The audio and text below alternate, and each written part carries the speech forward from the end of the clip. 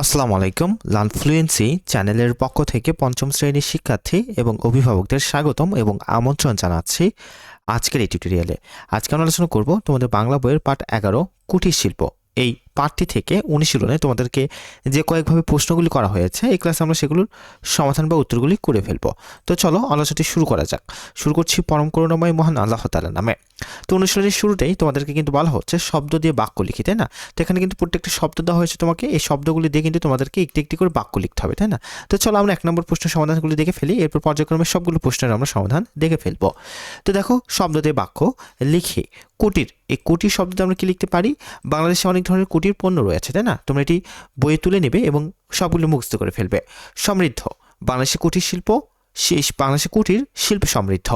তার মানে তোমরা কিন্তু শূন্যস্থানটি তুলে নেবে এবং মুখস্থ করে ফেলবে।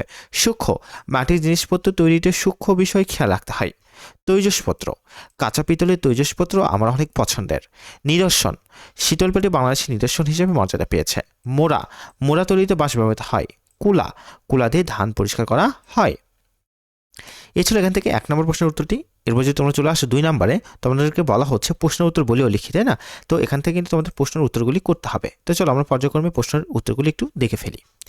সর্বপ্রথম দেখো, 1 নম্বরে তোমাদেরকে বলা হচ্ছে কুটির শিল্প কাকে বলে? উত্তর, বাংলাদেশ বেত, বাঁশ, মাটি ও পাট দিয়ে নানা রকম পণ্য তৈরি হয়। এসব জিনিস দিয়ে তৈরি পণ্য সাধারণত গ্রামের কুটির বানানো হয়। কুটির তৈরি হয় বলে একে কুটির পণ্য বলা হয়। এসব পণ্যকে শিল্পের মর্যাদা দিয়ে বলা হয় কুটির শিল্প। এবার খ নম্বর বলা হচ্ছে ইবনে বতুতাকে তিনি কোন সময় বাংলাদেশে ভ্রমণ করতে এসেছিলেন? উত্তর, ইবনে বতুতা ছিলেন মরক্কোর একজন ভ্রমণকারী। তিনি 14 শতকে বাংলাদেশ ভ্রমণ করতে এসেছিলেন। তার বিবরণে বাংলার সমৃদ্ধ কুটির শিল্পের কথা প্রকাশ পেয়েছে। এরপর গ নম্বরে তোমাদেরকে বলা হচ্ছে বাংলাদেশের নিদর্শন হিসেবে মর্যাদা পেয়েছে কোন কোন পণ্য? উত্তর, কুটিরে যেসব পণ্য তৈরি হয় তাকে কুটির শিল্প বলে। জামদানি, শাড়ি ও শীতল পাটি বাংলাদেশের অন্যতম কুটির শিল্প। বানানগুলো একটু ঠিক করে নিও। এরপর দেখো, খ নম্বরে তোমাদেরকে বলা হচ্ছে নকশিকাঁথা কীভাবে তৈরি করা হয়? উত্তর, নকশিকাঁথা হলো বাংলাদেশের গুরুত্বপূর্ণ কুটির শিল্প। গ্রাম্য নারীরা মেঝেতে কাপড় পেরে কাঁথা বানায়। তারপর সেই কাঁথায় ফুল লতা পাতা এঁকে নকশিকাঁথা তৈরি করা হয়। এরপর নম্বর প্রশ্ন, এখানে নাম্বারটা ভুল আছে, একটু ঠিক করে নিও। কুটির পণ্য কোন কাজে লাগে? উত্তরটি দেখো, দৈনন্দিন নানা প্রয়োজনে কুটির পণ্য কাজে লাগে। মাটির তৈরি থালাবাটি, হাঁড়ি পাতিল, তাঁতে তৈরি কাপড়, নকশিকাঁথা, মাদুর ইত্যাদি হলো দৈনন্দিন প্রয়োজনে ব্যবহার্য নানান অনুষঙ্গ। সোনারুপা তৈরি কানের দুল, গলার মালা, হাতের চুড়ি ইত্যাদি অলংকার রূপে ব্যবহৃত হয়। তাতে তৈরি কাপড় যেমন শাড়ি, লুঙ্গি, চাদর পরদেহী বস্ত্র হিসেবে ব্যবহার করা হয়। এছাড়া গৃহসজ্জায় কুটির পণ্যর প্রতি মানুষের প্রবল চাহিদা রয়েছে। এরপর 6 নাম্বার, এখানে ভুল হয়েছে, একটু ঠিক করে নিও। আমার বাড়িতে কি কি কুটির পণ্য আছে তার একটি তালিকা তৈরি করি। আমার বাড়িতে নানা রকমের কুটির পণ্য আছে, যেমন 1 মাটি ও কাঁসার তৈরি থালা, 2 শাড়ি, গামছা, চাদর, 3 মাটির হাঁড়ি, 4 বাঁশের ঝুড়ি, কুলা, চালনি, 5 সোনার কানের দুল, গলার মালা, 6 রূপার নূপুর, 7 কাপড়ের হাত পাখা, 8 নকশিবাঁধা ও জামদানি শাড়ি। তো এই ছিল এখান থেকে প্রশ্নের উত্তরগুলি।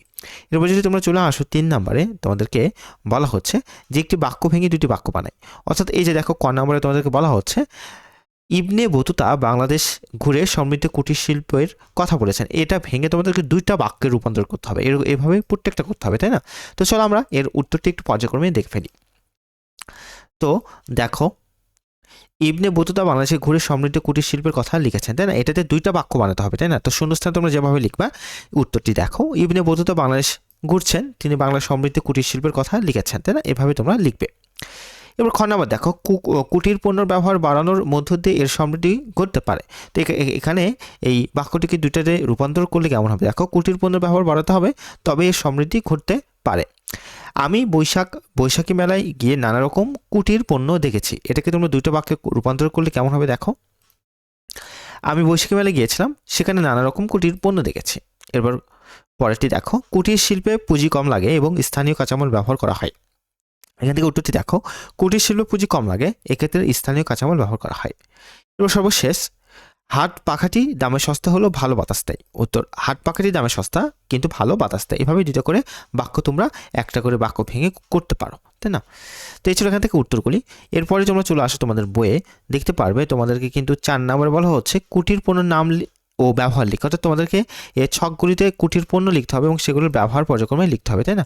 তো চলো উত্তরটি আমরা দেখে ফেলি। উত্তরটি তোমাদেরকে আমি করে দিয়েছি, এখানে দেখো, এই যে দেখো, নিশ্চয়ই দেখতে পাচ্ছ, এই যে ছক আকারে করে দিয়েছি যেভাবে তোমাদের বইয়ে আছে। এই যে পণ্যর নাম কি বলতো? থালা, এটা কি কাজে লাগে? খাবারের কাজে লাগে। পুতুল, এটা কি কাজে লাগে? খেলার কাজে লাগে। চেয়ার, এটা কি কাজে লাগে? বসার কাজে লাগে। গলার মালা কি কাজে লাগে? সৌন্দর্য বৃদ্ধির কাজে লাগে, তাই না? এরপরে দেখো, মোড়া বসার কাজে লাগে, হাত পাকা বাতাস করার কাজে লাগে, তাক জিনিসপত্র রাখার কাজে লাগে। তো এই ছিল এখান থেকে এই 4 নম্বর প্রশ্ন উত্তরটি, তাই না? এরপর তোমরা চলে আসো 5 নম্বরে। 5 নম্বরে তোমাদেরকে বলা হচ্ছে যে পেশার নাম লিখি, তাই না? যারা চাষ করে তাকে কি বলা হয়? যারা মাছ ধরে তাদের কি বলা হয়? যারা নৌকা চালায় তাদের কি বলা হয়? তো পুরো অংশের উত্তরটুকু আমরা একটু পর্যায়ক্রমে দেখে ফেলি। চলো আমি একটু উত্তরটুকু তোমাদেরকে দেখিয়ে দিই। আচ্ছা, তো দেখো, এই যে দেখো, দেখতে পাচ্ছ একদম বইয়ের মধ্যে তোমাদেরকে কিভাবে লিখতে হবে সেগুলি আমরা করে দিয়েছি। এই যে যারা চাষ করে তাদের চাষি বলে, যারা মাছ ধরে তাদেরকে জেলে বলে, যারা নৌকা চালায় মাঝি বলে, যারা লোহা দিয়ে জিনিস বানায় তাদেরকে কামার বলে, যারা মাটি দিয়ে জিনিস বানায় তাদেরকে কুমার বলে, যারা তাঁতে কাপড় বনে তাদেরকে তাঁতি বলে, যারা গাড়ি চালায় তাদেরকে চালক বলে, যারা চাকরি করে তাদেরকে চাকরিজীবী বলে, যারা শিক্ষকতা করে তাদেরকে শিক্ষক বলে, যারা সোনার গয়না বানায় তাদেরকে কি বলে বলো তো? স্বর্ণকার বলে। এভাবে তোমরা তুলে ফেলবে এবং মুখস্থ করে নেবে, তাই না? এবার তোমাদেরকে বলা হচ্ছে, দেখো, যে নবীন তার মামা মামির সঙ্গে মেলায় এসেছে। সে মামার হাত ধরে রেখেছে। মেলায় অনেক রকম জিনিস সে দেখতে পাচ্ছে। এগুলো দেখে তার ভালো লাগছে। হঠাৎ মামি বললেন, নবীন নাগরদোলা চড়বে? নবীন মাথা নাড়িয়ে সাই জানালো। মামা 10 টাকা দিয়ে টিকিট কাটলেন। নবীন ভয়ে ভয়ে নাগরদোলায় চললো। চরকির মতো ঘুরতে লাগলো নাগরদোলা। তো এখান থেকে কিন্তু তোমাদের পরের জিনিসগুলি লিখতে হবে, তাই না? তো এখানে কিভাবে কি করবে আমি তোমাদেরকে দেখিয়ে দিই। দেখো, এই যে এখান থেকে তোমাদেরকে শব্দগুলো বাছাই করতে হবে, তাই না? তো দেখো তোমরা কিভাবে শব্দগুলো বাছাই করবে, আমি কিন্তু শূন্যস্থানে সেই শব্দগুলো দিয়ে দিয়েছি। যেমন এসেছে, ধরে রেখেছে, দেখতে পাচ্ছে, লাগছে, চড়বে, ঘুরতে লাগলো, জানালো, কাটলেন। এভাবে তোমরা এখানে লিখে ফেলতে পারবে। তো এই ছিল তোমাদের জন্য আজকের আলোচনাটি। ভিডিওটি ভালো লেগে থাকলে লাইক দেবে এবং অবশ্যই লার্ন চ্যানেলটিকে সাবস্ক্রাইব করবে। আমরা ধারাবাহিকভাবে তোমাদের প্রত্যেকটা অধ্যায়ভাবে সমাধানগুলো করে দেবো। ইতিমধ্যে এর আগের পার্টগুলিরও সমাধান অনুশীলনী করে দিয়েছি। তোমরা চাইলে প্লে লিস্ট থেকে সেগুলো দেখে ফেলতে পারো। ভালো থেকো, সুস্থ থেকো। আসসালামু আলাইকুম।